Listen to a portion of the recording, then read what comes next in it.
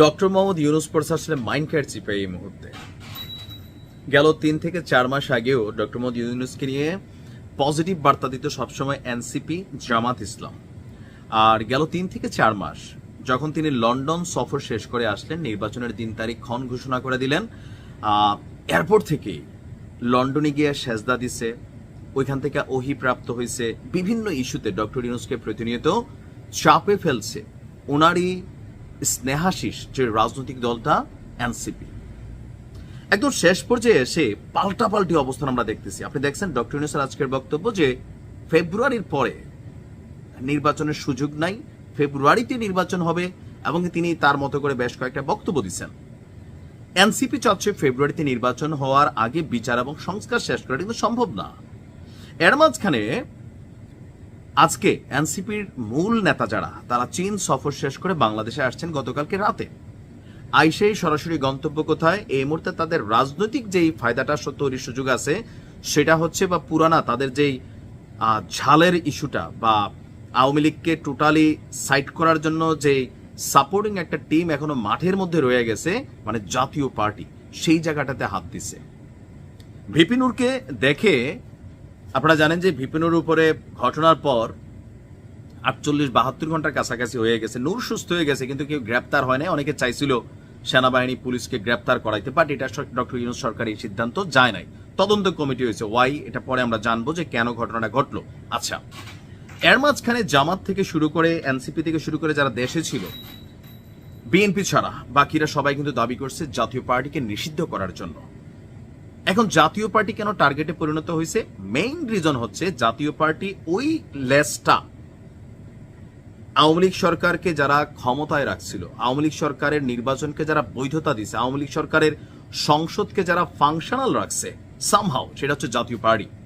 Even 5ই আগস্টের সরকার পতনের পর আওয়ামী লীগের নেতাকর্মী যারা আছে বা বড় বড় ক্যারেক্টার সবাই যখন দৌড়ে পড়ে, তখন কিন্তু জাতীয় পার্টি টেকনিক্যালি চিপা চাপা দিয়া তারা কিন্তু টিকা ছিল। ইভেন রাইট নাও একটা বড় শক্তি হিসেবে আবির্ভূত হয়েছে। তো কিভাবে সম্ভব হলো? অবশ্যই জাতীয় পার্টির মধ্যে সামহাও আওয়ামী লীগের নেতাকর্মী যারা বিভিন্নভাবে বড় কোনো পদ পদবিতে ছিল না, অথবা অনেকেই যারা ওইভাবে কাজ করে নাই, তারা কিন্তু কানেক্টেড হচ্ছেন, দল বড় হচ্ছে। তো এই থেকে দুইটা জিনিস তৈরি হচ্ছে যে আগামী নির্বাচনে জাতীয় পার্টি যদি নির্বাচনে যায়, তাহলে ভাই আওয়ামী লীগের ভোটগুলো যদি জাতীয় পার্টি পায়, নিঃসন্দেহে জাতীয় পার্টি প্রধান বিরোধী দল হয়ে যাবে। তো বিরোধী দল হওয়া মানে কি? রাষ্ট্র ক্ষমতার অনেকগুলো সিট তাদের আন্ডারে, সেখানে আওয়ামী লীগের সহযোগিতা নিয়ে তারা আবার আওয়ামী লীগকে পুনর্বাসন করবে, বা সামহাও আওয়ামী লীগ শক্তিশালী হয়ে যাবে। এই যে পারসেপশনটা ছিল, সেইটা এখন বড় আকার ধারণ করছে।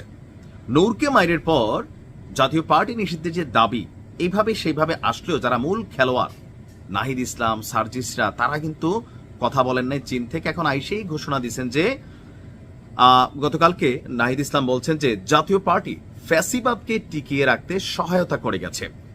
ডাকসুর ভিপি নূরের উপর হামলার ঘটনাটা স্বাভাবিক নয়, উদ্বেগজনক ঘটনা। সকল রাজনৈতিক দলকে ঐক্যবদ্ধ থেকে পরাজিত শক্তিকে মোকাবেলা করার আহ্বান জানান।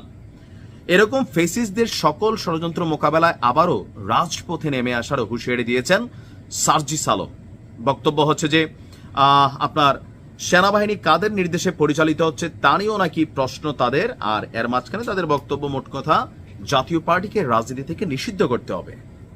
এখন সরকার যদি তাদেরকে নিষিদ্ধ না করে, এনসিপির অনেক নেতা আওয়াজ দিয়েছেন, সারওয়ার তুষার, যে আরেকটা গণ অভ্যুত্থানের জন্য নাকি প্রস্তুত হইতে, আরেকটা গণ অভ্যুত্থান হবে, লড়াই হবে। তো এটা কি ডক্টর ইউনূসের সরকারকে কি পরিমাণ চাপে ফেলতেছে আপনি বুঝতেছেন? জাতীয় পার্টিকে এই মুহূর্তে নিষিদ্ধ করার কোনো সুযোগ আছে কিনা? আমার দৃষ্টিতে নাই। এটা এখন সরকার করবে না, বা করতে গেলে ডক্টর ইউনূস সরকার, ডক্টর ইউনূসের যে ইন্টারন্যাশনাল ফিগার আছে, সেখানে তিনি অনেক কিছুতে মাইনাস হবেন। আওয়ামী লীগকে নিষিদ্ধের বেলায় কিন্তু একটা বিবৃতি চলে আসছে, যদি আওয়ামী লীগকে সাংগঠনিক কার্যক্রম একটা নির্দিষ্ট সময় পর্যন্ত, আওয়ামী লীগ নিষিদ্ধ হয় নাই, দলীয় কার্যক্রম বিচার চলাকালীন বা একটা নির্দিষ্ট সামটাইমস পর্যন্ত আছে, মামলা হয়েছে অনেকের নামে। তো জাতীয় পার্টিকে এখন কোন আইনে আসলে নিষিদ্ধ করবে সরকার? আবার নিষিদ্ধ যদি না করে, যমুনা নিয়ে আবার ঘেরাও হয়।